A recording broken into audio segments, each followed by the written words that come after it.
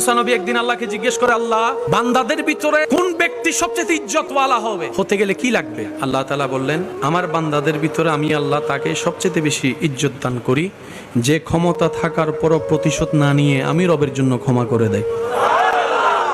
যার গালি দেওয়ার ক্ষমতা থাকার পরও হজম করে ফেলে, দেয় না। মারার ক্ষমতা থাকার পরও মারে না, যা বাদ দিলাম, আমার কাছে তোর অপরাধ একটা, আমি একটার জন্য যে রাগ দেখাচ্ছি, আমার হাজার অপরাধ তো আমার আল্লাহর কাছে জমা আছে, জানা আছে।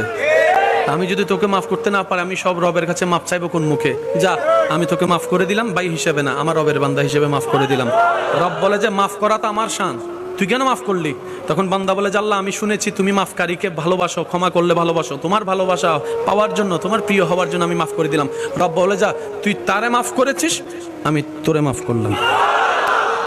মাফ করা মানে মাফ পাওয়া, মেহমানদারি করা মানে নিজের রিজিকে বরকত আনা, অন্যের মুখে হাসি ফুটানো মানে নিজের জীবনে শান্তি আনা, অন্যকে রাস্তা করে দেওয়া মানে নিজের জীবনের জন্য রাস্তা 12টা খুলে যাওয়া।